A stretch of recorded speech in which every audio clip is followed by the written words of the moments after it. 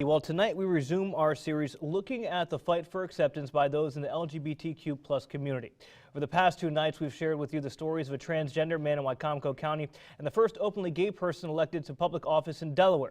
Tonight, we take a look at the stories of 2 married gay men in Delaware who own their own business and aren't asking for anything else but to be accepted for who they are. Take the look of, I grew up in a very small town, small country community, and never in a million years would I have thought that I would be a business owner and be openly out as a gay male. When Darren and Brandon Tatum-Poole were growing up, they never thought the life they're living now would be a reality. Openly gay, married, and business owners. That's the America that we dreamed of. Yeah. For Darren, he says the entrepreneurial bug hit early. However, he never thought he'd be able to be his true self while at the same time living out his dreams. Am I willing to put my true self out there for everybody to see, or am I going to put that in a box and only live that life for certain experience, and then outside of that, then I'll, the people who know, but the people who don't know, I'm not going to tell them. In fact, for a while, both men tried living seemingly straight lives in public, complete with girlfriends and everything else. As Darren put it, he seriously debated going through life that way and hiding who he truly was. So did I want to have the wife, the house, the kids, and all those type things, and have that American family, or did I really want to be who I wanted to be and have a husband, a kid, a house, and all those type things? And I chose the route that made me most comfortable. Darren would come out shortly after high school and after leaving for the military.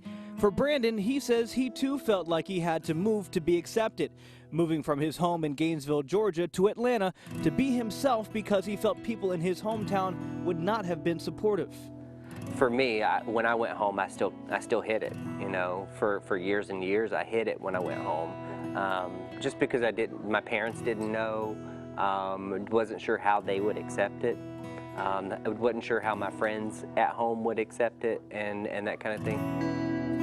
In fact, years would go by before he actually would come out to his mom, and that call didn't end the way either would have liked. She ended the phone call when I came out to her, and we didn't speak for several years. And then as time went on, we began to rebuild a relationship. But the real turning point for Brandon may have happened after his mom finally paid him a visit in person, after which she would invite both him and Darren to Thanksgiving during a text conversation. I said, well, I don't want to disrespect your home, and, should we get a hotel room, those types of things. I don't want to disrespect my father, because I had never came out to him. I'd never had a conversation with him about it. And I got a text message back that said, no, you can stay right here in this house, and this is your dad speaking. Seemingly then, a weight was lifted. Well, I think I was crying that night, right? I believe I pretty much broke down crying, because it was such a whirlwind. Now, that was a span of what? Let's see, that was probably 24, so that was probably a span of 12 to 15 years for all of that to kind of come together. As much as it was a struggle for Brandon to be accepted by his family, the same can't be said for his and Darren's story of acceptance here in Sussex County.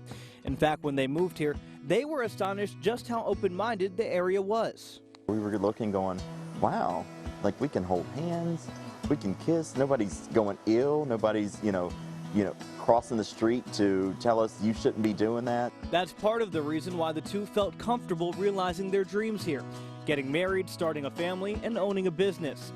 First opening hair salon Vogue on 54 in Selbyville back in 2016, then this past January, Vogue on 24 in Millsboro. And since they've opened, both say they haven't heard a single discriminatory or unwelcoming comment, a far cry from how they envisioned life would be when they were younger. It means that, our son's going to grow up in a diverse world where there's more acceptance, and he won't have to see the things that we endured, 20 years ago when we were deciding whether or not we were going to come out, or making the decisions that we were making to protect ourselves and those around us. And it's their hope that now, hopefully, they can be the example that they never had when they were growing up, to show that your sexual orientation should never stop you from chasing your dreams.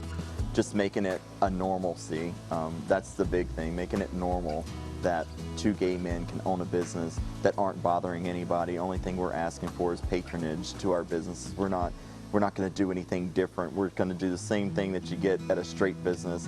We're not trying to force our beliefs and who we are upon you. We're just here to work and make everybody happy or make the world happy. And as you heard, that's what a lot of people in the LGBTQ plus community are pushing for, making it normal. Tomorrow night, as we wrap up our series on acceptance, we sit down with a psychologist to take a look at where society is in terms of acceptance and where we still need to go. As we did last night, we also want to mention that if anyone out there feels like they need someone to talk to, the Trevor Project offers 24/7 hotline, providing crisis intervention and suicide prevention services to lesbian, gay, bisexual, transgender, and questioning LGBTQ youth ages 13 to 24. That number is 866-488-7386.